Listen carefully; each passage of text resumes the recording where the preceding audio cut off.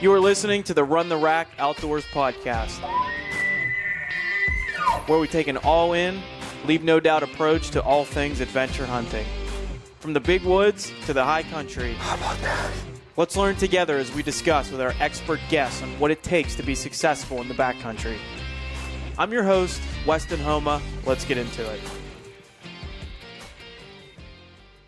Hey everyone, welcome back to another episode of the Run the Rack Outdoors podcast. Today I got on Josh Kirchner. Josh is a backcountry hunter. He's an author. He's a content creator. And I just really enjoy following along with Josh's stuff. His content is full with great tips, tactics, hunt films. And what we did was, on this episode, we dove into his book. So he's got a couple books, but the first book he wrote, Becoming a Backpack Hunter, we take a deep dive into it. I pull a few sections out of there just to open up some dialogue, ask some questions, take a further deep dive into some things, because I read that book years ago, just trying to figure out what the hell to do on these backpack hunts. I thought it was really helpful for me at the time. And then I also enjoyed kind of going back and referencing it now with some experience that I've gained to this point. And then being able to pick Josh's brain on some things was just really cool. So we dive into some gear, sleep systems, clothing systems, things like that. I think it's really beneficial to the listener. Also, shout out Josh, because when we were recording, we started talking about bear hunting. He was chasing some bear. He was going to go leave soon for Idaho on his bear hunt there. And between the time we recorded till now, Josh tagged out on a pretty good looking bear. So congrats, Josh. Go check that out on his Instagram, the grip and grin of it. Great job there, Josh. Way to get it done. So at the time of this recording, though, when this drops, I myself will be bear hunting, hopefully tagged out. I'll be in Idaho, up in the mountains. So currently recording this intro here before I leave, getting all the content scheduled and things like that. So, because when you're listening to this, I should be out of service up on a mountain, which sounds pretty nice right now. But I'm gonna get this out, and yeah, hopefully when you're listening to this, I'm tagged out and we're having a good trip. So when that trip wraps up, I'm flying home. I'm actually taking like a red eye there, no sleep, just gonna get right up on the mountain, hunt, and then when we come back next week, hopping on a plane, red-eyeing, rolling right back into work, literally out of PTO for the year with what I have scheduled for September, but that's all right. So rolling right in, red-eye, and then back to work for a couple days, and then Total Archery Challenge is the following weekend. So that's May 31st weekend up at Seven Springs.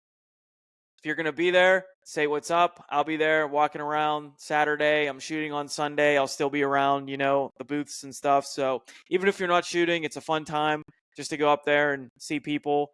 Yeah, if you see me walking around, say what's up. I love hearing everybody's story and just connecting with people and hearing a good hunt story. I think it's all awesome stuff. And then I'll be a few weeks away from my big marathon, trying to get 2 hours, 50 minutes. I feel confident with it. I know it's going to hurt, but definitely put the work in, been training hard, and hopefully I'm not too banged up when I come back from bear hunting, but it is what it is. This is all good stuff. Then I got my 100-mile marathon coming up about 2 months away, so I just can't wait for that. That's Eastern States 100-mile, August 9th. And then, my plan for the year is do that, then a couple weeks for the body to recover, and then I'll be out hunting the West most of September with a couple tags. So a lot going on. Really excited. So anyway, that's enough about me. Hopefully I see everybody listening here up at TAC if you're going. And that's pretty much it. So, all right, everybody, let's have a great rest of the week. Let's give it all we got. Let's leave no doubt, and let's run the rack, everybody. All right, later. Enjoy this one with Josh. All right, everybody, welcome back to the Run the Rack Outdoors podcast. Today I have on Josh Kirchner. Josh is an avid backpack hunter from Arizona. He's a creator, he's a writer, and author of the book I have here, Becoming a Backpack Hunter, which we're going to dive into a little bit. It's really neat because when I first started hunting the West, just trying to find all the information I could, maybe after about a year or two, I picked up this book, read it, I think it's so great for somebody starting out. And then it was fun now recently, kind of skimming back through the notes here on it. And I'm so stoked to have Josh on. So, Josh, how we doing today from Arizona? Yeah, no, we're good. We're good. I feel like I'm holding on with everything that I can to the last bit of nice weather that we have here in Arizona because it's really just all downhill from here at this point.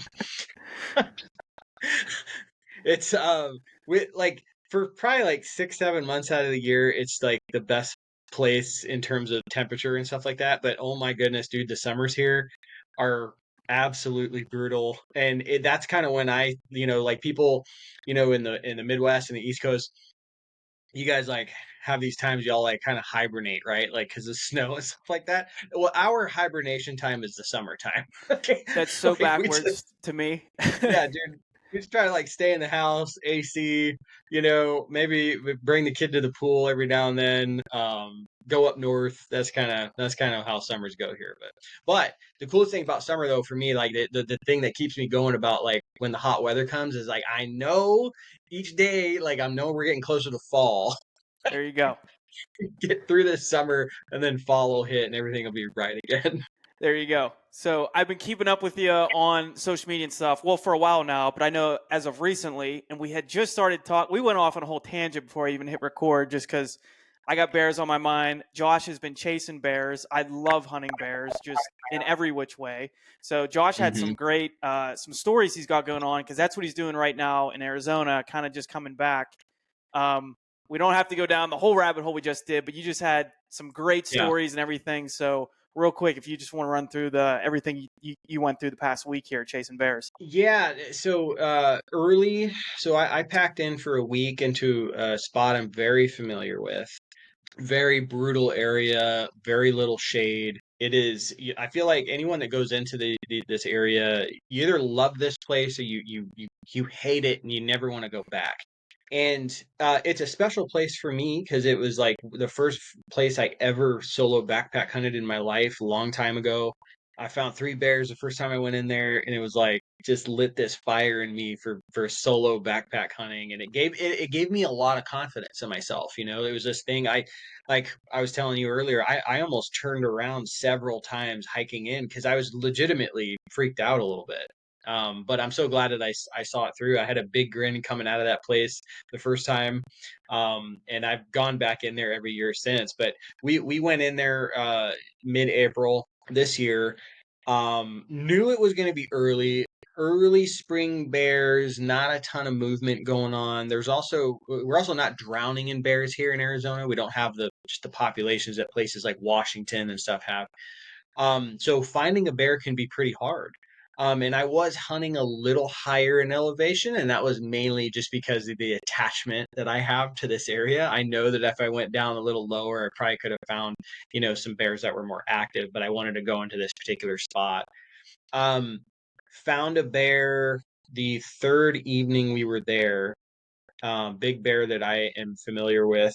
I've almost killed him with a bow before, could have killed him with a rifle before. And it's just super cool that he's still in there. I just love that. But watched him doing what I believe was a food survey. The food wasn't quite popping yet. It was just starting to come in. What I mean by that is grass. Um, these spring bears are coming out of their den. They're looking for fresh green grass, and they munch that up like a lawnmower, and that'll make them pass a plug. And after that, they'll start eating other things. They'll kind of expand their diet a little bit, get into carrion and berries and just all that type of stuff. Um, so he came out and we caught him going back towards these cliffs. We watched him go in towards these cliffs, and he never came out again. We sat on that bear for 3 days. And I know he was there because they don't move. They don't cover a lot of country in the early spring. I know that bear was there the entire time. I just don't know exactly where he was. My buddy commented, had a friend comment on a post that I was doing about that trip, and he's like, man, just go in there and get him. I'm like, listen. I would totally go in there and get him if I knew exactly where he was denned. Right. I have crawled into bear dens with a handgun before, okay? Yeah. Like I would totally go over there. But it's like one of these things where it's like, you're walking this you're kind of walking on eggshells a little bit because you don't want to blow up the situation because he's there. Hmm. And there were some systems kind of working through, so wind is a thing. It flips every which way and stuff like that, especially in the mountains. So yeah, so walked out, still had the big smile on my face, but that big bear is still there. So yeah, I mean, heading to Idaho here in about a week, so I'm excited for that. Well, there you go. That's awesome. And that I could see how tough that is because, and it would be so easy to say too, like if that bear did step out to be like, see, I Hmm. knew it. Like I knew the whole time I was doing the right thing. I was sitting back, being patient, like a good hunter should. Right. But it doesn't work out like that all the time. And then like when it doesn't work out and you leave, it's like, oh, maybe I should have been aggressive. Maybe I should have crawled in there. But you had all the systems and everything, and it's just, dude, that is just the game. It's the That's should I stay or should it. I go? And you can't beat yourself up, you know? No, and I mean what I base my decisions on, is not from books or anything. It's just from experience. Right. Like I know, like I will bet money that he's there. Just because I just know how they do things. You know what I mean? I've spent a lot of time looking at bears, but absolutely. Like I was thinking in my head, I'm like, man, like, or another thing is like maybe I should have gone and try to find another one. But then I run into I'm not going to leave bears to find bears. Yep. It was hard enough to find that one. Okay, Yep. yeah, but I think it's a shining example of and this is why I think no one's ever going to master hunting is Mother Nature is always the one in control. You're never going to beat her, and if she wants you to lose, you're going to lose. Okay? Right. Like, that's just what's going to happen, and you got to be okay with that. But the cool thing about that is like you get to go back. So Totally. And it's exciting that sounds like the bear's still there and it's an area that oh, yeah. you're pretty much keyed in on, not worrying about other people slipping in or anything. So No, I've never seen in almost 10 years of hunting that area. I've never seen another backcountry hunter of any species. mhm. Like not just bear. I've never seen a backpack hunter in there for deer, nothing. So I'm sure that there's some people that go in there, but I just haven't been there when they're there. Gotcha. And then I wanted to bring this up again too because we talked about this a little bit before I hit record, and I making the correlation was really fun. So I'm from back east here, Pennsylvania. Mhm. I hunt whitetail deer. I don't hunt them on corn. I don't hunt them like on a farm. I hunt them in the big woods, public land. Run a lot of trail cameras, scouting. Got to get dialed in with your bedding areas, your feeding areas, the time of year. Like the feed's going to change throughout the year. All these things. Mhm. And you made a good point of like your mass crop, like your acorns, can be Mhm. really hot one year for your bears versus other Mhm. years. And I was like, oh, that's the same thing with my whitetails. And it's interesting to think about bears in Arizona. Usually, people for like a Western state, usually people's minds don't go there. They're thinking about Idaho, Wyoming, Montana. But I could see how these Arizona bear hunts, that feed is everything because it's sparse. Is that fair to say? It really is, man. Yeah, it's so just for some perspective here. Normally when I am hiking into this camp, there are flowers just popping along the trail. Um, and this time there weren't. Same time of year. And I've watched the bears eat this stuff. So like it's just like a great example. It's like it makes finding them a moving target. It really does. You can't like just be like, oh yeah, this canyon right here, they're gonna be here every single year, year in, year out. Doesn't matter. Maybe they're there most years, but I'm not gonna say they're gonna be there every year. Because that's just how it is. Like some areas get more rain than others. It's like I was just saying earlier. It's like, oh yeah, there was it's like, oh yeah, the we haven't had rainfall in 100 days or 120 days or something like that. That happens. That's a real thing here. Which means you need to get a little bit more creative, like you dive into like rainfall maps and stuff and like where areas have gotten the most rainfall. Like you could like fall, for instance, like you could hop over a unit. Okay, this happened a few years back. I was in this area that I was telling you about. No acorns. Okay, this was a fall hunt. No acorns. I go over to an adjacent unit, loaded. Killed a bear the first morning. Loaded up with acorns. So like, which is why it's so important to actually you need to really like e-scouting can only take you so far. I love e-scouting, but when it comes to stuff like this, you really need to get out there and like look at stuff and know what you're looking for. And that is going to help you. I've always said if you want to be a bear hunter in Arizona, you're going to learn way more about plants than you ever wanted to. Yeah, So, I think the best killers are half biologists, half botanists, half yeah. like that. You almost have to be. And it's crazy how, I mean, I have watched over the years different early season setups I have for my whitetails, like early October, for good acorn spots and things like that, Hmm. change year to year. And we don't have more or less droughts, so to speak. I mean, I Hmm. don't track the rainfall year to year, but more or Hmm. less it's the same here. So in your example, where rainfall is just all over the place, yeah, I could imagine that's a real it could be extremely different every year. I'd imagine, yeah. And just when you think It you may. got a good spot, you got it figured out. This is my early Yeah. season good feed spot. Next year, Yeah. forget it. Well. So the beautiful part about that though is that it allows you as you go year by year, it allows you to try to build a map, right? Of okay, on years where it's a drought and there's no acorns in this spot or no prickly pears or whatever in this spot, I know that I can go over here, right? In a different zone. But that takes a lot of years. Right. It just takes a lot of years and a lot of experience to just actually be out there and witness this stuff. To be like, okay, if they're not here, they're there. If they're not there, they're here. And if they're not there, I'm going to go do this. And you can't You know what I e-scout that. mean? Yeah, that's Right. Exactly. just Yeah. reps. Yeah. Yep. Yep. I love it. So that's just another good nugget there, being just attention to detail year to year. And I mean, the e-scouting, the research, the books, everything. I do it all. Oh It's all yeah. great. This is the 100%. stuff that kills, I think. So good stuff there. So I do want to get into the book a little bit. And again, like I said, this is such a great book for anybody starting out. It literally goes over a once over of everything.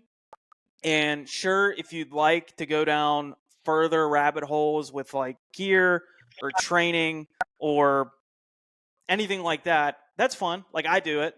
Hmm. But everything in this book will 100% get you going. And then you even have a section in here where it's like, okay, we got now just go, like just Yeah. get out Yeah. there. And that's the biggest key in not getting tied up in the weeds with everything. And I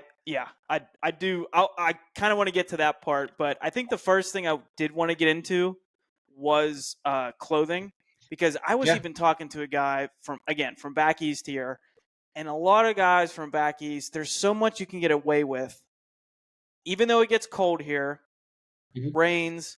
We're known for our November whitetail hunts where it's like 30 degrees, windy, and rain.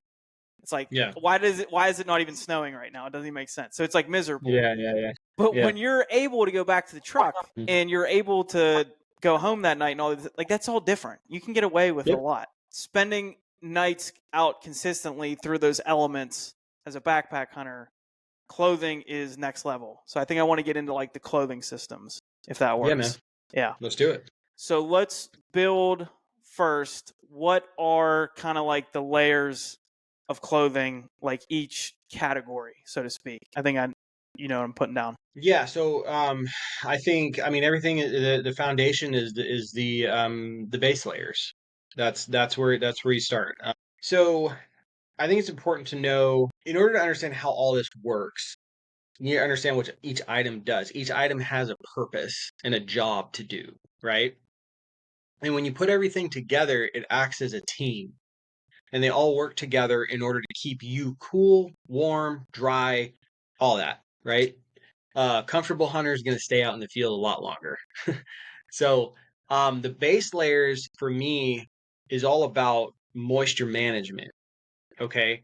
And so you can either go down the merino side of things, merino wool, or synthetic. There's pros and cons to each of those. I don't know if you want me to go into that, but like I'm a merino guy. I've always been a merino guy. I like how it feels on my skin. It's comfortable.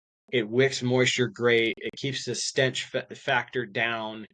I haven't had the greatest experience with synthetics. Synthetics are more durable, but in terms of the funk, there is new technology out there like polygene and stuff like that will help with stench with synthetic materials. But I've just had bad experiences. Like it's almost like, oh my gosh, that's I feel like that smells worse than I actually smell. Like Yeah. that's been my experience with synthetics. I have friends like I have a friend, a great friend. He hates merino. He doesn't like it, and Hmm. he really prefers the synthetic. So this is an individual thing, but the point is get a good base layer. You want a good base layer. And when you think about a base layer, don't think about your grandpa's cotton long john top, okay? Like my dad still to this day, and I don't care, man, like whatever, he still wears a long john top underneath a merino base layer. And I'm like, "Dad, what are you doing, You just man?" can't teach an old dog new tricks. You just can't. No, and it's Yeah. whatever. That's why I just laugh at it now. It's so fun. It's all good, but like um the merino is gonna take that moisture away from your skin, and if you're dry, you have you're gonna stay warm. The other thing about merino is it retains, I believe, 85% or 80% of its insulation when it's soaking wet. So even when you're sweating, you're still retaining insulation. Okay. From there, base layer bottoms are kind of a seasonal thing also. Like I don't know, like if it's colder, I'll wear base layer bottoms. I, yeah, Um, I'm just late season hunt base layer bottoms, and then it's something super yeah, light. It's like, yeah, yeah, yes, exactly. Super thin, and my pants probably are gonna have like a heat vent on them for hiking, to dump heat as I'm hiking. From there, though, the next level is a mid layer. And so what I've really got into the past few years, I used it when I wrote that book. I was a big fan of like a mid-weight merino, okay, over a lightweight merino.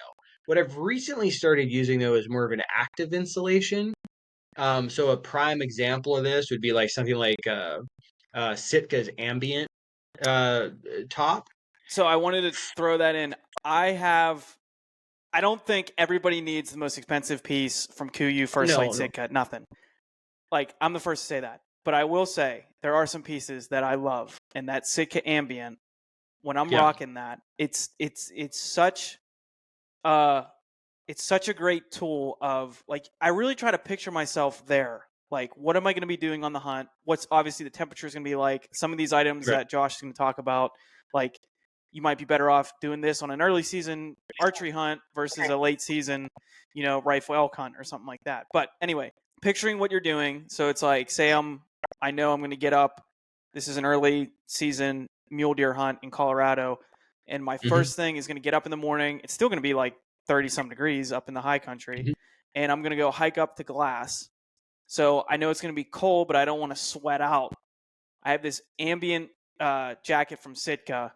It is really great. I feel like I can hike effectively. I'm not getting Hmm. sweated out, and it's keeping me warm. And then as soon as I sit my butt down, and I know this will be the next thing, it's that puffy jacket, that static Yeah. insulation.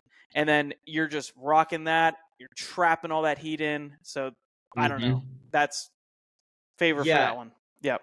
No, yeah, same experience. I've literally I've gone after deer in the ambient, Yep. on And purpose. it's I did great. it on purpose Right. Yeah. Just for that too. because I wanted to see. Yep. Right, because it's like, marketing is one thing, right? Like it's like people can say anything they want, but I was like, I want to see if this actually works. And in my experience, it does. It really does. It's very impressive. So what the active insulation, the purpose of it is to breathe when you're moving. Just so folks know, to breathe when you're moving and to insulate when you're static. Hmm. Okay. Um, Very useful tool for a Western hunter, very versatile piece of gear.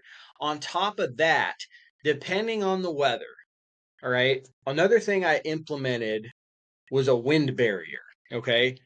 And I'll usually put that over the mid layer. This depends though. Like if I see it's not going to be windy, I might not take it just to save weight in the backpack and space.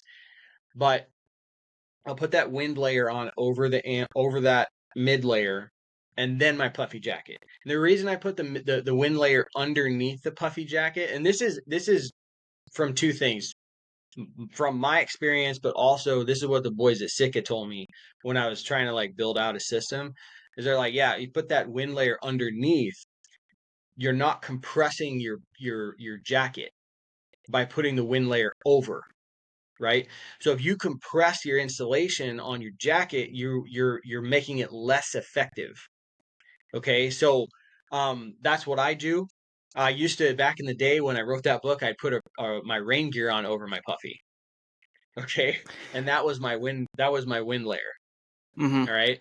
Um, so when it comes to the jacket side of things, insulation, there's down and synthetic.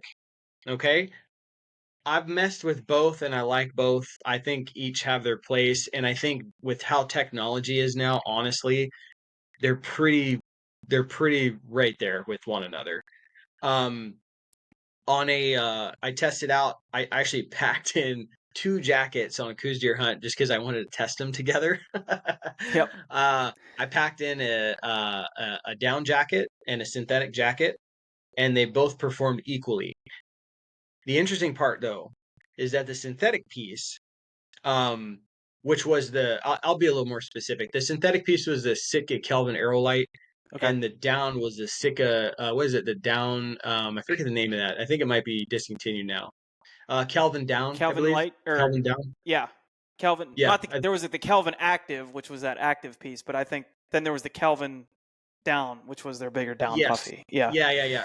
Those, the Aerolite is scary lightweight Yeah. and like compresses scary small. Like I was worried about getting cold when I saw it for the first time, but I used both of those head to head. I would like wake up one morning, okay, I'm going to wear this one.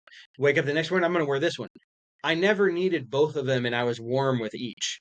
But the synthetic one was smaller. So like I nowadays I find myself more often taking that Primaloft, which is the synthetic insulation. I find myself taking that more often now just because I save more space in my back. Mm-hmm. So, Yeah. um And I think yeah. too, I'm trying to think more. I end up going more and more back to a synthetic puffy as well. I think it's also just key to point out too. It's is like I feel like I've listened to a ton of podcasts on clothing gear. I've learned a ton, but then going out and obviously screwing it up yourself, you learn a ton there Hmm. too. I'm just trying to also too. It like a lot of it still does cater to the elements of your hunt because for example, guy at work, younger guy, he wants to go hunt Montana. I don't think he's going to go. I think he's trying to set up himself up. Yeah, because I think he bought his point this year.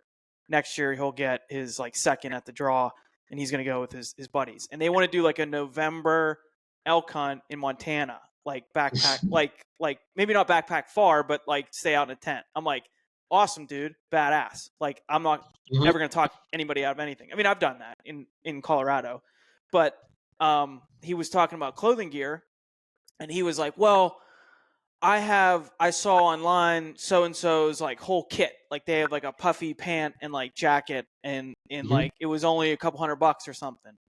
And I'm like, okay, it's good you're looking and it's good like Yep. you're thinking ahead. But I know the guy and I won't say his name. I was like, I know your guy that you're talking about, and I know that guy bow hunts. So that might be a very lightweight insulation system, and I don't know where you're going in Montana, but I promise you're going to want to make sure that synthetic outfit is something that's very warm, because there's a huge Yes. difference in what I've noticed. Like I have that dude, that Kafaru Lost Park parka. Sure, sure. It's a Yep. synthetic puffy. That thing is like an oven, and Is I it? love it for. I've hunted elk in it in Colorado, like end of October, November. I took it on that late season mule deer Idaho hunt I did this year. That's almost like if you're doing a late season hunt, that's almost for me like a emergency item. Like I could, Hmm. yeah, that's gonna keep you warm no matter what. There's a difference between that synthetic puffy jacket and like a very lightweight. I'm trying to think of like this old North Face one I had. Yeah, Great little piece. Great little synthetic jacket, rolls up real nice.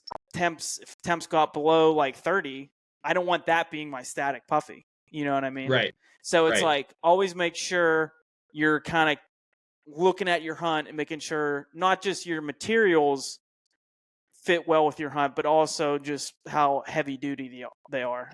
Does that make sense? Yeah, Yeah. absolutely. And I think so, if people are trying to figure out, I think what's really valuable here is when you're building a system, you need to know what your system is capable of. Right. Okay. And that's going to vary from person to person. Like some people, they don't get as cold as easy. You know what I mean? Like my wife, when it's 50 degrees outside, she's shivering. I'm like, I got me in a t-shirt. Like, what do you, so, um, what's valuable is, and I do this at home, and I think folks in the Midwest and East Coast have even more opportunity to do this because y'all get colder. When it's 25 degrees outside, put your hunting jacket on, and Yes. put your system on and go outside, see how you feel. Yep. And if you're warm, not, I mean, it's not the same exact thing. It's not sitting there in a tent for 10 hours, you know what I mean? Like during a snowstorm or what, it's not that. Okay. But it'll give you an idea of, hey, if the temperature say it's going to be 30 degrees, I know that I can bring this and I'll be okay. Yeah. And you'll know too if you go out there, put that on, and in 20 minutes you're cold. You're Yes. definitely going to be cold after a day. Time to get something It's else. time to get something Yeah. else. I'll do you one better, Josh. Like what we like to do too is like I just went this past weekend, like just overnight backpack trip. Doesn't matter where you are. Bring all your Mm-hmm. stuff, Yep. sleeping bags, all that stuff. And like, if you can, it's never going to be perfect scenario, obviously. And there's always a big difference between no matter what, between day 1 and day 10 of anything. Mm-hmm, mm-hmm, mm-hmm. But you got to just make sure you're trying everything too. And Yeah. in similar conditions. Because I've 2 years ago, late season Colorado, my buddy had that ambient jacket. Great jacket, absolutely. But those first couple days, I'm talking like 2 to 3 feet of snow where we were. No. We actually had to pack out and go to lower country, and then we got on a bunch of Yeah. deer. But he wasn't. If we would have stayed up there, it wouldn't have made sense to. It was so bad. But Yeah. that might not have been the best piece. So Right. it's just other things, and like this is all great info we're going over, but it's like golden rule: test your gear. That's all I can say. Yeah. Absolutely. Test your gear 100%. And, like you brought this up earlier, and I think it's important to note, like, Oh, this stuff is I really. said ambient. I'm sorry. I said ambient. The aerolite is what I meant to say. That lighter Oh, puffy. gotcha, gotcha. Yeah. That's Yeah. what I meant. And because he Um, was like, this will be my big puffy, but oh, yeah. it would be great. Hey, early season archery, like that could be your glassing in the morning, 30 degrees, like put Mhm, that on mhm. behind the glass. But single digits, 2 foot of snow, maybe not. Yeah, And that's it's kind of pushing it. extreme too. Like you're gonna need to make sure you're um Yeah. And that's yeah. But go so ahead. I'm sorry. so before I forget this, and then I'll try to get back to where I was going. Aside, layering system. Okay, we've said base layer, mid layer, wind, which is kind of a specialty thing, Mhm. which is what I want to talk about. Base layer, mid layer, puffy jacket. That's your rain gear after that. That's your layering system. Okay. But I think what's important to note is there are specialty items, right? So you mentioned puffy pants, right? Like I've gone on later season hunts and opted to take puffy pants instead of base layer bottoms just to save weight because the puffy pants are more compressible and they're super lightweight, right? Um, but I'm not going to bring those with me on every hunt. It's situational, right? Correct. So I think having the core foundation of what we laid out, base layer, mid layer, puffy rain gear, that's your foundation, and you can build upon it or take away from it as you see fit throughout the season, right? So on some hunts, like early season hunts here in Arizona, dude, I'm not taking a puffy Right. like that. Don't That's need it. dumb. Yeah. That's a Yeah. dumb idea. So I'll have base layer, mid layer rain gear. Like Hmm. that's what I'll bring with me. and I for dang sure ain't taking base layer bottoms. Mhm. Okay. So, but where I was going before was all of this stuff is really expensive. It can get Sure. very expensive. Okay. So I think if I were to a few things. If you're just starting out and you're looking to build a system, I would start with the base layers and get that. Okay. And dude, when I started out, I was buying like one or two items a year. Yep. Like I was just that's where I was, man. Like I didn't have the money. I was a broke kid. Mm. So and you can build upon that from there. But another thing though is, you know, there's some companies, that are making some gear that is not as expensive, and I don't think there's anything wrong with somebody opting to get that in order to get them in the field, right? And this goes for backpack hunting gear in general. Is don't feel like you have to spend $10,000 to go on a backpack hunt. Like, get the stuff that's going to allow you to get into the field, and you are going to learn so much about what you like and what you don't like, and just all that stuff. Like I've always said, like the two things I would never ever skimp on is your backpack and your boots. Like, don't skimp on those items. The rest of the stuff, you can piece it together, man. Like, I used to carry a 7-pound tent with me. Okay. Yep. Yes, it sucked. I strapped it to the outside of my backpack, okay, because it didn't fit on the inside. But I was able to go backpack hunting. And I think that's the important thing, because I've mentioned this before, but it's like if you're just starting out, you honestly, just going to be brutally honest, you don't even know if you're going to like it. That's the You don't thing even know if too. you're going to like backpack hunting. Yeah. So, Or you might be like, this late season was way too cold. I was miserable. I like the idea of all this. Maybe I'll try to go on an early season hunt. And the other thing yeah, too is like, you're not really going to know. It's like analysis by paralysis, like with any craft. Until you start yep. doing the craft is when you're Mhm. then actually going to know what you need, not what you need, but also what works for you. So Yeah, great yeah, points you absolutely, made. dude. Yeah, dude. I mean, there's companies like the big dogs are out there, right? Sitka, First Light, Kuiu, like these companies are phenomenal. They're making insane gear, okay? But like if you don't got the change to go after that stuff, listen, like Black Ovis makes great gear. Numa, they make great gear. You know what I mean? Like there's ways to do things. Also like don't be afraid to go into like some of these places have like they'll have like once a year sales where they're just like getting rid of overstock items, and they need it. Like I know like several companies like, oh yeah, everything's 50% off. Dude, jump on that. You know what I mean? You'll get a $400 jacket for $200, which is still a lot of money, but it's like it gives you access to this higher quality item that's more in range of a appropriate budget, right? Yep. The first like rain gear, like half decent rain gear set I bought was Sitka, and it was Hmm. like because they were coming out with a new. It might even Yep. they might even been like two ahead. Like it was Yeah. the like two generations further they were just coming out with, and these were like from way back, and they were like 60% They were off or under whatever. somebody's desk collecting dust or something. Right, right. And I was like, well, there's a system because that was the cat's ass like Yeah. 4 or 5 years Yep. ago, and obviously Right. things were better now, and so it's just little Hmm. things like that you look to upgrade. And I do have a blog website where I kind of like host a lot of my content and trying to Hmm. get some more articles out. I just like enjoy writing a little bit, and the one article I have is like kind of talking about this a little bit. I titled it "It's Not Your Hunting Gear." Basically, the essence of it is like, yes, I'm a huge fan of Sitka, all these things. I love a new Hmm. bow, all these things. But the essence of the point I try to make in the article is like, if the difference between you going on the elk hunt and thinking that you need to allocate that $800 uh, to another jacket and pants Hmm. when Hmm. what you have is okay, or you can just make something work to go out there this time. Don't let that stop you from going. Go hunt. And then I do end it with 100%. like, if you're a man of means, though, like if you got the means, you worked your butt off, you have your own Oh, company. Oh my god, dude, go go nuts. nuts! Like I love, like I'm Yeah. not telling anybody what to do with their money. I'm just saying, like, I just try to think of like my younger self or something. Don't ever let that stop you from going.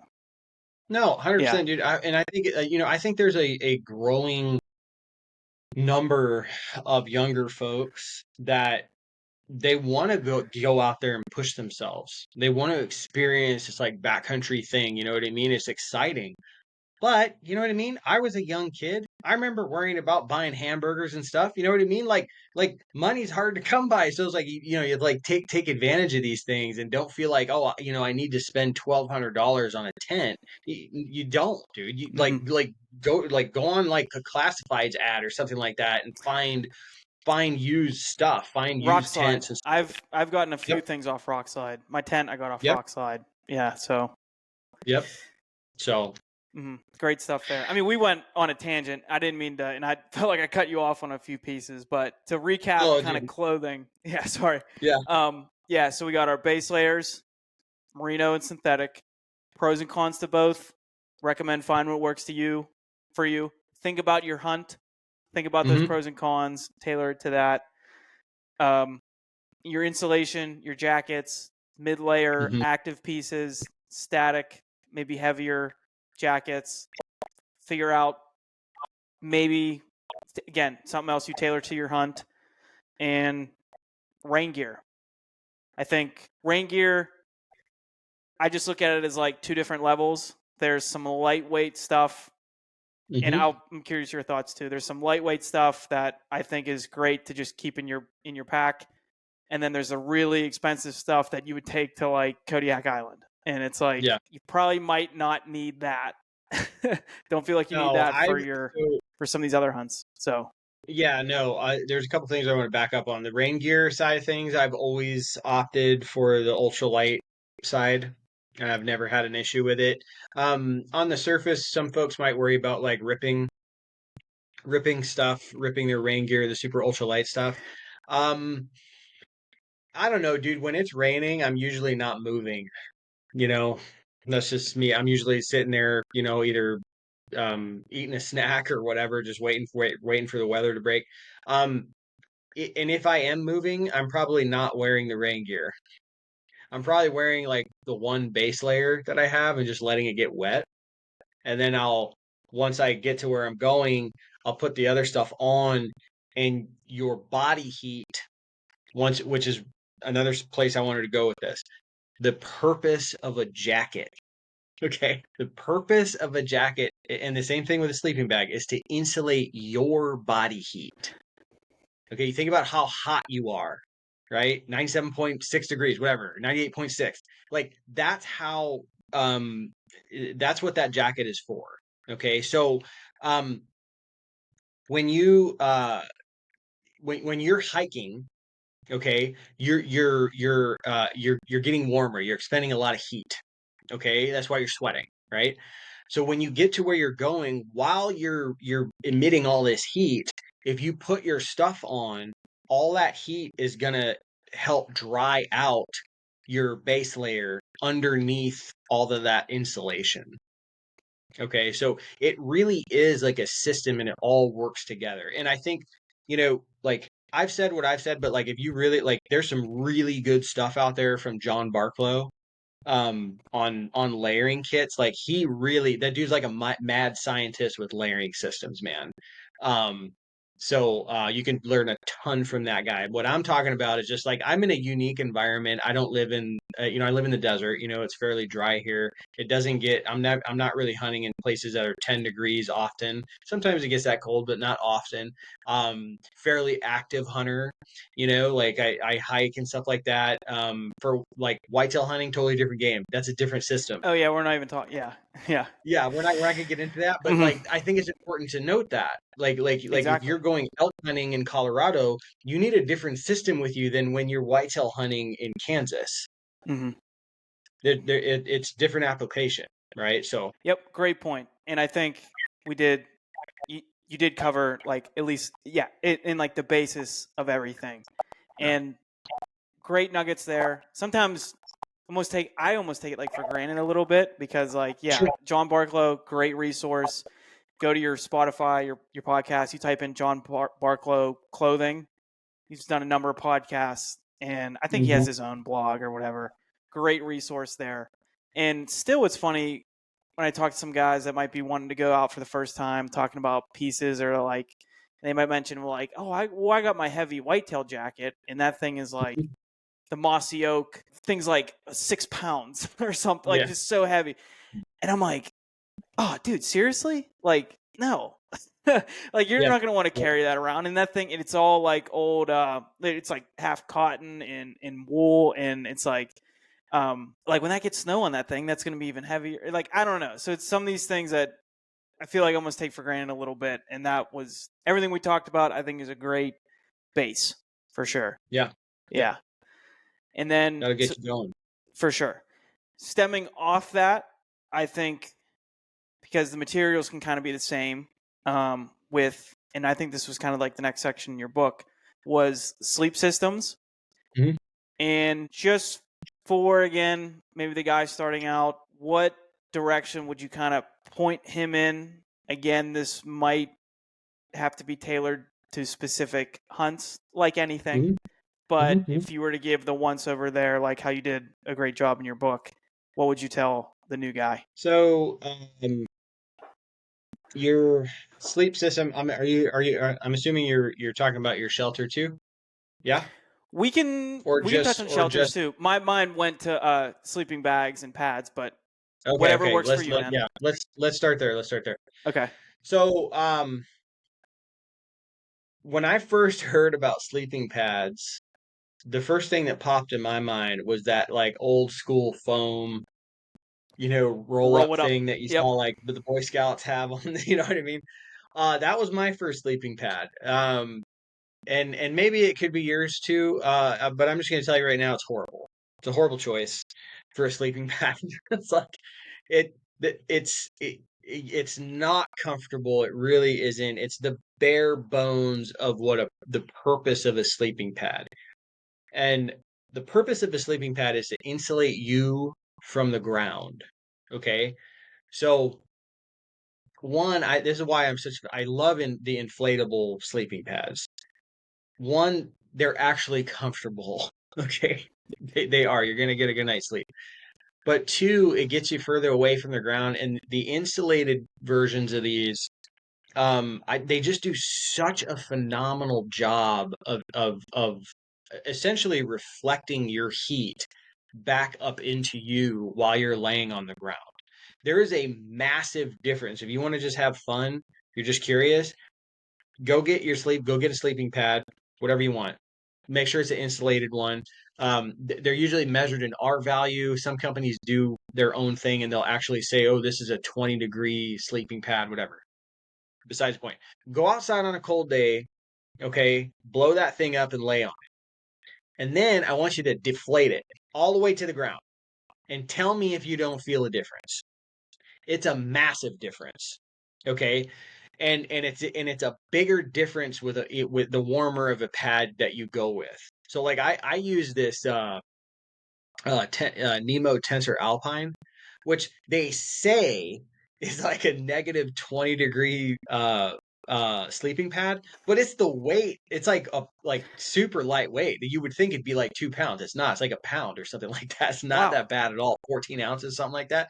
Um, so that thing, the first time I laid on that, I was like, oh my gosh, like I could like feel the heat coming up for me. And the first time I took it out was spring bear in Arizona. There was still snow on the ground, so it was still kind of chilly. And I had to take, like, this is how effective these can be. I had to take my quilt off of me because I was sweating. Okay, so it really, remember, body temperature 98.6 degrees. Okay, like think about laying in 98.6 degrees. That's not comfortable. That's hot. Okay, If you have a good enough so pad, that's what's coming right back to you. Yeah. right, exactly, which is so important. So like I remember it was like, oh yeah, when I was just first starting out, it's like, oh, why don't you just use a pool, like a pool toy, and lay on that. It was like, well, I mean, that might be comfortable, but there's zero insulation in there, so it's not going to keep you warm. So I would highly, highly recommend an inflatable sleeping pad with an R value. I think a good round number to go with is like an R value around between 3 and 5, something like that.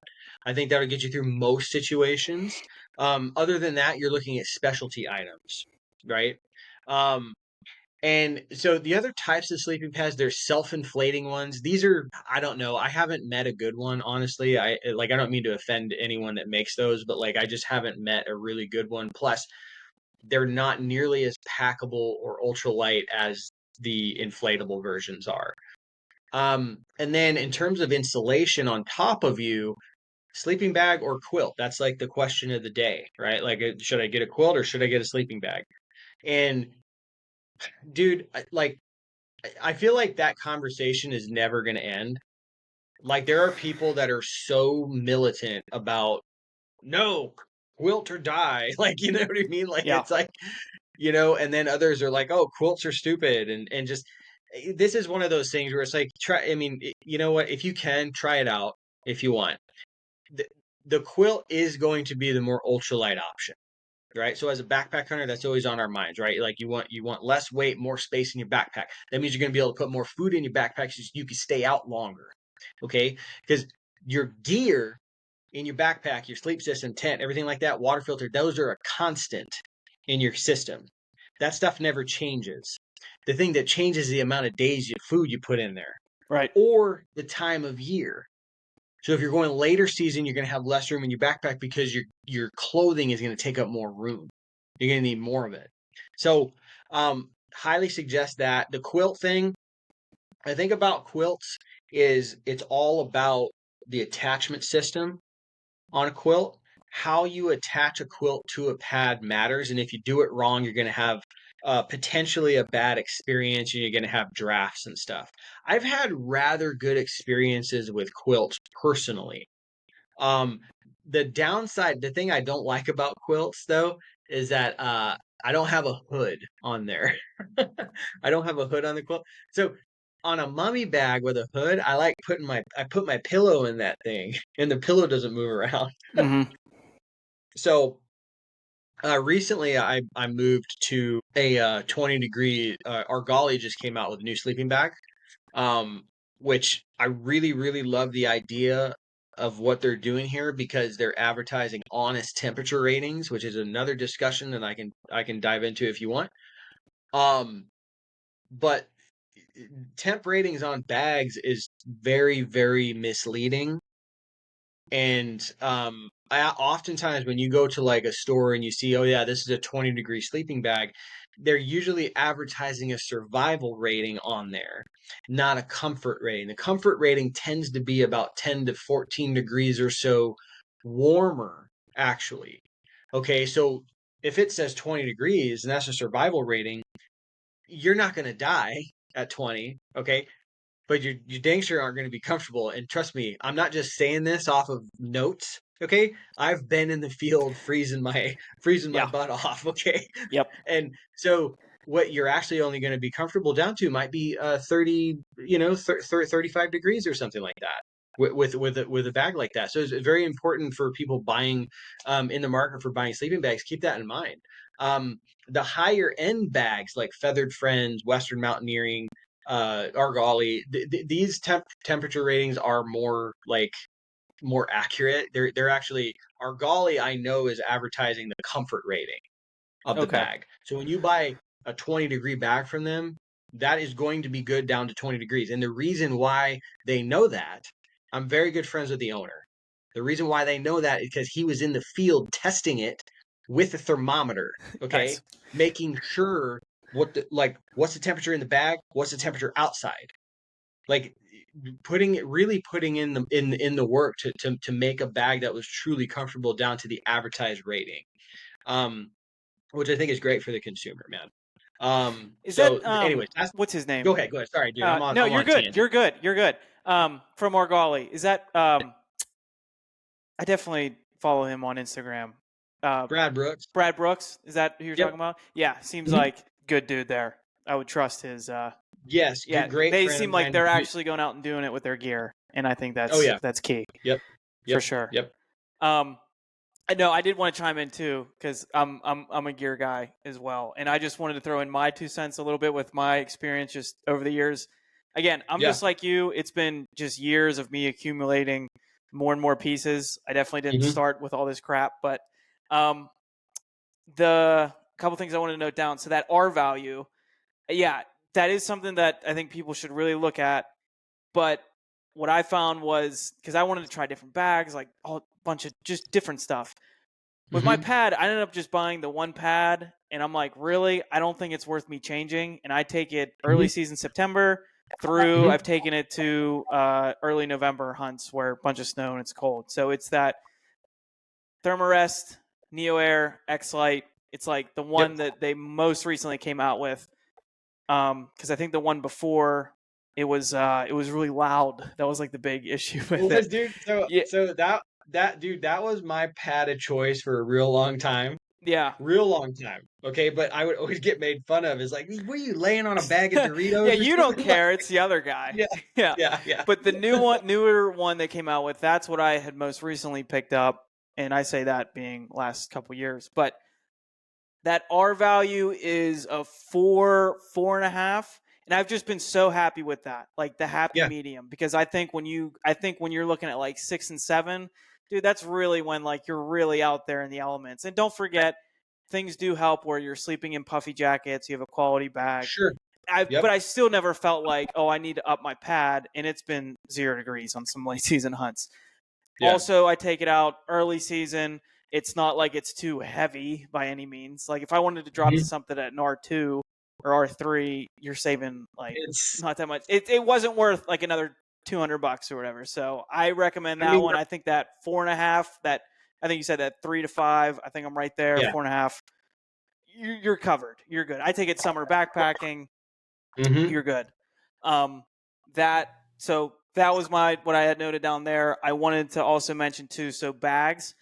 I'm not saying I've tried everything. I don't have it figured out, but I've gotten myself to the point where it's like, okay, I feel like I can allocate money elsewhere that I want to because I have these pieces. So over the years, I picked up a 0 degree synthetic bag. It's from Mm-hmm. Marmot. They're not the highest end. They're not the lowest end. Just Mm-hmm. been quality bag. Yep. Um, 20 degree synthetic. Same thing from Marmot. And then I did pick up a quilt 2 years ago. Enlightened Equipment.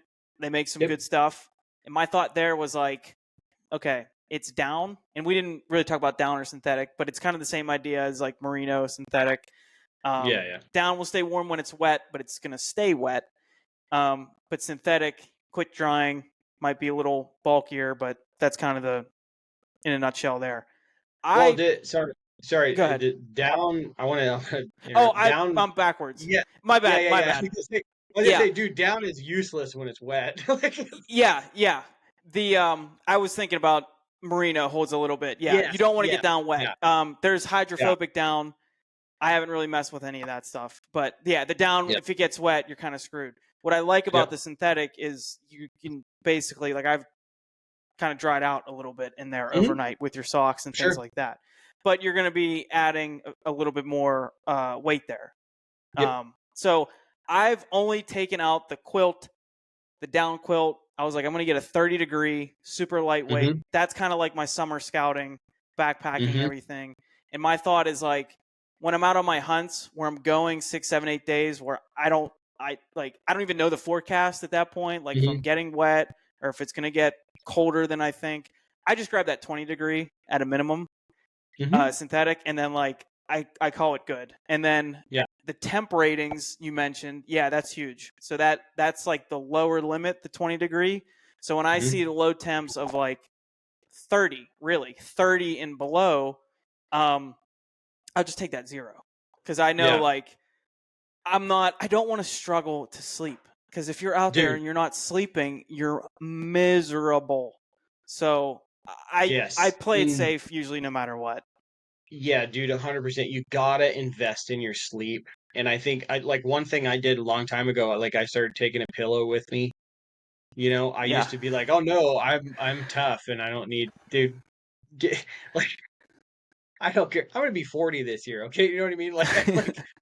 Like like a little inflatable pillow will do you wonders. Okay, on a backpack hunt, you need to invest in your sleep, and that whole system there. If you're comfortable, you're just gonna sleep better. So so so crucial for recovery out there. Just getting to camp will wreck somebody. I've seen it. I've seen like they won't even leave camp after that. and it's just sad.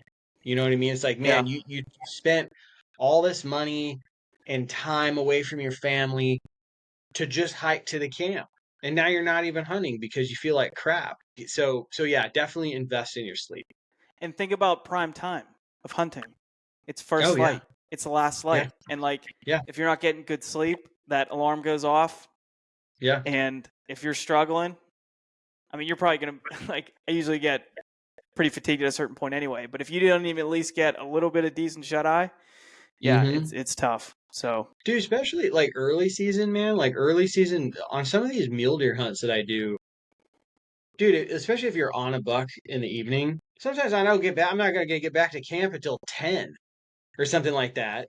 And then it's like, oh crap, I gotta go filter water.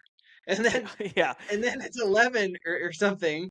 You know what I mean? And then I gotta get up at 3:30 or something like that. You know, you better make sure that those 4 or 5 hours you're dead asleep. mm-hmm. Like, Yep, you know. yep. So And sleeping bags too. Another thing, it works the same way. It's insulating your body heat. So I've yes. heard. I listened to a ton of. He's not with Kafaru anymore, but Aaron Snyder has had a bunch of great content on backcountry stuff. And something he used to say too is like people need to understand when you're looking for a sleeping bag. The point is like it's not going to get like the job isn't like to get you warm; it's to keep you warm. There's not. He used to say Yes. like there's not little people in there lighting fires for you or Yes. anything. So it's Yes. like make sure you're getting in there warm if you can. Maybe even like he was like I fire up push-ups, like eat some Yep. food, and Yep. then hop in that bag. And I learned this too. I remember that first year I went to Colorado. I probably blamed the bag a little bit too much, but it did make me Mm-hmm. cognizant of temp ratings. But I had one night where I didn't sleep good at all. It was cold. But I Mm-hmm. noticed too, could have been partially I should have had a lower temp rating bag. But the other partial of it was like, I'm a weird sleeper, dude. Sometimes I'm on my stomach, like my arms are like this, like under my head. And that's not the best way to do it if the temps drop. Like, so you want to get in there, get all that body heat trapped as much as you can, and then that's what's going to keep you warm. Yeah. You and so a couple of things on that is like, especially if whether you're using a quilt or a mummy bag, it doesn't matter. They usually have a cinch at the top Mm-hmm. of around your neck. Okay, and that sounds brutal. Okay, but it's very important. It makes a huge difference. Okay, on cold nights, you cinch that around your head and around your neck to really and some of the higher end bags they'll have a baffle right here around your neck that'll help with the insulation. You do that, dude, you are really like stepping it up a notch in terms of insulating your body heat. And the other thing to note on what you're talking about is the size of the bag. That is something that I think kind of flies under the radar. Good If you point. have a sleeping bag that is too small for you, the same thing is the same thinking that we were talking about with putting a wind layer over a puffy jacket and compressing the puffy jacket. So if you're on the inside of that bag and it's too small, you are going to compress that insulation and make it less effective. So you're going to have a bag that is not as warm as it should be. It's not going to be insulating you as well. On the flip side of things, if the bag is too big, you're going to have a lot more dead space in the sleeping bag, which will create cold spots because you're increasing the real estate that needs to be warmed up on the inside of that bag. Okay, so it's important to like make sure you get the right size sleeping bag for you and in order to get have the best experience. Definitely good tip there. Yeah, don't want it too tight or too big. Yep. Just right. And then not to intimidate people with it, but like it just be cognizant of it when you're shopping online. Pretty much every company will have like if you're this tall, this might Yeah. fit you best kind of thing. And then, Yep. but it's important to try stuff out early. Get it if things don't fit right, send it back. Like don't be Mhm. that's not a good tip. Don't be buying everything you need right before the hunt. Find out Yeah. things don't fit right and anything like that. Yeah, you need to buy it right now. Like right now, man, like when It's we're great. recording this is gear season in my Totally. opinion.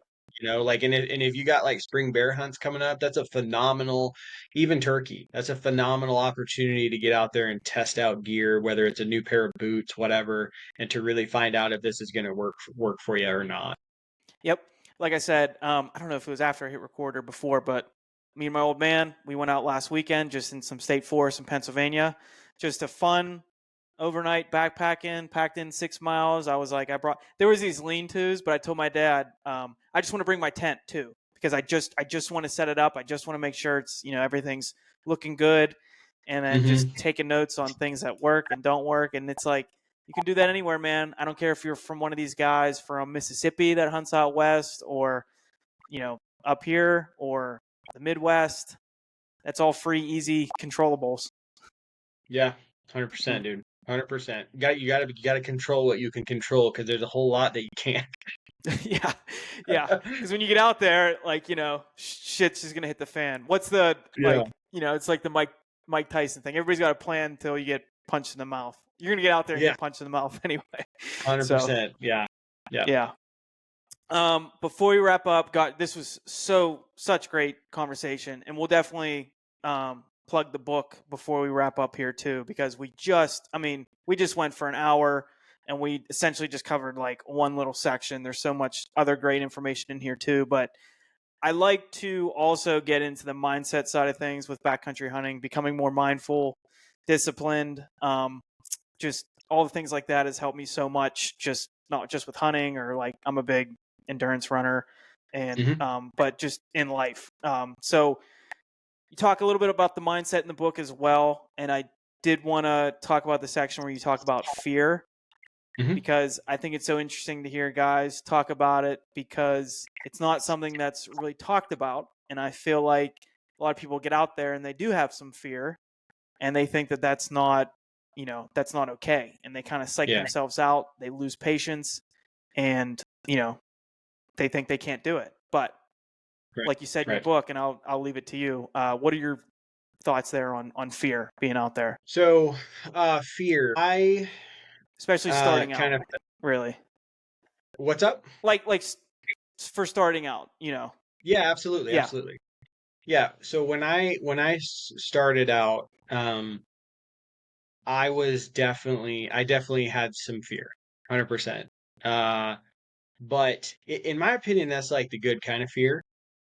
It's kind of the fear of the unknown, right? Like you've never dove into this pool before, and it's like, what's going to happen? And like the thought of, like our lives are so comfortable, like, you know what I mean? So like, even when you go like on a truck camp, like a truck hunt, where you have a truck camp set up, like you have like everything, it's like all that stuff, right? And I remember, I've said this before, but I remember driving through the dark with my buddy on the way we were going fishing, and we were talking about backpack hunting, and I had never done it before, and I was like, I will never do that. That's because the thought of, like, I'm like, how am I going to bring everything that I bring in my truck in my backpack? That sounds stupid. You know what I mean? But that was my ignorance on backpack hunting. And um, plain and simple, man, the only way to deal with fear is to face it. It doesn't matter what it is, like backpack hunting, whatever. It doesn't matter what it is. Okay, you have to desensitize. You have to uh, um, what is that word? Desensitive, descent. I can't think of the dang word. Disassociate, Desensitize. I think desensitize, that's what it is. could be, yeah. Yourself. You have to face the fear in order to bring that level of intensity down in your mind, because in my experience, the worst part of the fear side of things is before you even leave, right? So I'll back up to that first trip I was talking about earlier in the podcast, solo backpack hunt for bears. Before I even left, like the wheels were turning in my head. I'm looking at the weather. I'm like, oh, I don't know. It looks like a thunderstorm might come through. Blah blah blah. Just try, almost like forcing away an excuse for me to not go. And then even on the hike in, I'm like, oh man, like I remember I lost the trail a couple times. Like it's super overgrown, and I'm like, oh, dude, I got to turn back. You know what I mean? Like I'm like, it's so still. But then once I was there, I was like, oh, yeah, everything's fine. I'm fine. So it's really like in my experience, it's always that first part. When you actually put yourself in the moment, I've found that the fear really subsides. And I think that's really because of like the fear comes from how comfortable we are in our homes. It's like you are willingly taking yourself out of this like very posh environment that you've created and going and living in the dirt in the mountains where a bear could grab your head, and you know what Yeah. I mean, like Yeah. you're willingly putting yourself in that situation, and that's really far removed from how we live our lives, right? So I totally get like being scared. My buddy I remember is just like the funniest story. He backpacked into this area. He wasn't even hunting. He was doing what you're talking about. Okay, he was going and just backpacking and testing gear. He goes into this area and he's like and he tells it way more hilarious than I will. But he's sitting there around his fire and he hears a noise. Okay. And he's like, I mean, your mind immediately jumps to Oh, the worst things, yeah. right? Immediately. And he like hears it and the noise gets louder and he jumps back. He's like, ah, and it was a little bunny that was Yeah. and he's like, dude, I felt like such a degraded man. You know what I Mhm. mean? Just like I'm like, oh my gosh. And then like I have a, like as I went through my years of solo hunting, your worst fear is always like you're sleeping in your tent and something comes in and starts messing with you, right? Well, I had already had so many reps in that I was pretty comfortable. So I'm sleeping in this spot that I talked to you about that first time I went in there, and I had my vestibule open, is trying to get some airflow, and I wake up and I heard something breathe on my head. I hear on my head, and I calmly woke up and I was like, okay, here we go.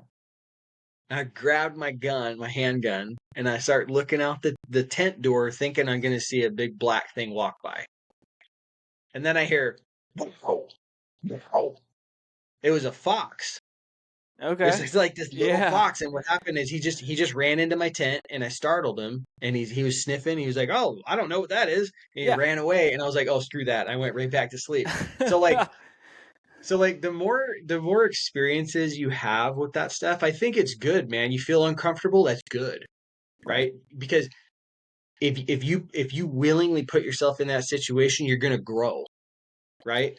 You're going to be more comfortable doing that thing the next go around. It's going to give you an immense amount of confidence after you do it, which is going to open up a whole nother world to you, man. Of like you can really, really, really get up in your own head about stuff and not even leave the front door.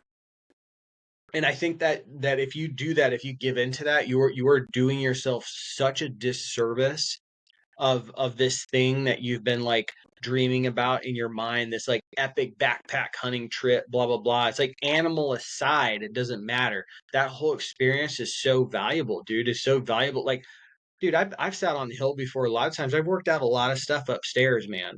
Like being back there by myself, because you can actually hear yourself think better, and to deny yourself that and give in to that fear. Gosh, I'm like, don't, dude, it's okay to be scared. And I think that's something that I don't think like kids, especially these days, grow up knowing that it's okay. I tell my daughter that, like, when she's scared, I'm like, it's okay to be scared. There's nothing wrong with being scared, but we don't give up, right? That's right. Like that's what I tell her, you know. So, um, so yeah, the fear thing. I think especially males, like, we don't like don't talk about it a lot because we're big tough guys, right? Okay. But um that right there, the mind that will break the biggest, gnarliest bodybuilder, tough looking guy that there is. Okay, that will break you down. Okay. And I've always thought, like, there's being physically fit, right? Which is incredibly important for what we're talking about doing. But somebody that's mentally fit, dude, that person in my mind's a little bit more dangerous than the dude that's physically fit, because that dude knows how to hack. He's gonna stay out there. He's like, oh, whatever. I'm uncomfortable. Yeah, whatever. I gotta hike 9 miles. Yeah, whatever. You know what I mean? That's the dude that's gonna kill the bear or gonna kill the deer or whatever. Okay, Yep. the guy that's in super good shape, eh, he might. I mean, he can theoretically do it. Okay, but like upstairs, you got to be sound. You got Mhm. to be sound. So I might have gone off on a tangent there, but like the No, fear that was thing is, perfect. yeah, dude, the fear thing is very interesting, and I think like there's women, a lot of women getting into backpack hunting now and stuff like that, and I think they're a lot more open about talking about that stuff. But dudes tend to be a little bit more closed off about it because they don't want to. Maybe they're embarrassed or something like that, and it's like, dude, there's nothing to be embarrassed about, man. Like just go out there and do the thing. You just got to go do it. That's it. And it comes from just doing it. You can take small Yep, bites. You can do little yep. weekend trips beforehand. You can go to, That yeah, Yeah, so that's the other thing. Sorry, man. Like, I think a horrible decision, if you've never been on a backpack hunt before, I think a horrible decision is to say, I'm going to go on a 10-day elk hunt. 100%. Like, you should, like, go do one night or something. Go do that, come out. And if you have 8, 9 days to elk hunt, maybe you backpack in this spot for a night, come out, go hit another spot. Or maybe you decide, you know what, there's elk in there. I had a lot of fun. Maybe now go in for 2 nights. Like, if you go in for 10 days straight, that is a mountain, dude. Like Yeah. mentally, I almost guarantee you're going to come home early if you just go, yeah, I'm gonna go out for 10 days. So yeah, do what you're saying. Like listen to Weston. Like bite off small chunks and build upon from there. Because if you do one night, oh, yeah, I can do 2 nights.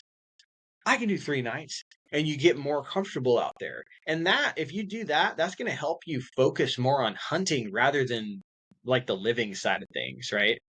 So, Exactly. And that's building that confidence. And you get that confidence by stacking evidence. It's like, okay, I've been through a storm before. This lightning mm-hmm. coming. Well, I've done this before. Yep, I'm planning to do like 3, 4 days. Well, I at least had a couple weekends this summer back home where I did a few weekends. So it's things like that.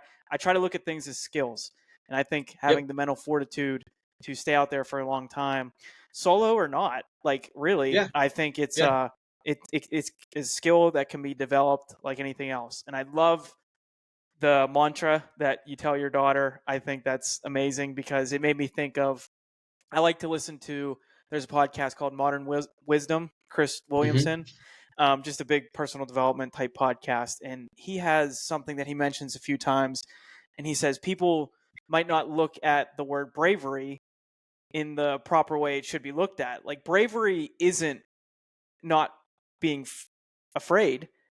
No, Bravery is being afraid and doing it anyway. Like yep, regardless of how you feel, you still take the action as what a brave person would do. And then he yep, says it's funny because then that person gets called, "Oh, you have no fear. You have like you're brave." And it's like, "No, you don't understand. Like I was afraid, but I did mm-hmm. it anyway." Yep, And I think that's that so it's things like that that have helped me kind of look at things differently, and I think that can help people too. And dude, and one last thing I'll say too is like you can go back and listen to, like I remember listening, like everybody knows who Cam Haynes is.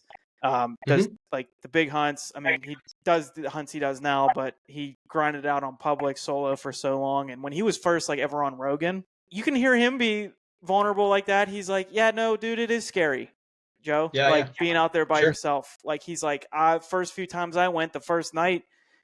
And he's like, back then, we didn't have an in reach or anything. And he was like, "Yeah, mm-hmm. it is scary, but you just slowly develop it more and more. Even over the years, there's still going to be times where like you get scared, Mm-hmm. but it's normal, and I think that's Yeah, what's important." 100%, dude. Yep, Well, you Josh, bet. great conversation here. Loved all of it. Again, loved the book. Definitely helped me get going. Where can people find?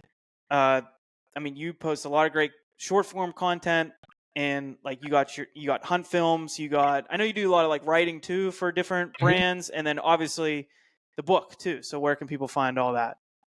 Yeah, yeah. So I have my website, dialedinhunter.com, posts a lot of stuff on there. I try to do that regularly. Sometimes I slack a little bit on the website.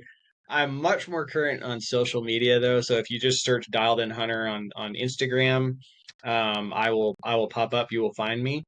The books, if you're interested in the books, I have two books. I have Becoming a Backpack Hunter and Becoming a Bow Hunter. That's right. Those Yeah. are both available on Amazon. Just search those and you'll find them.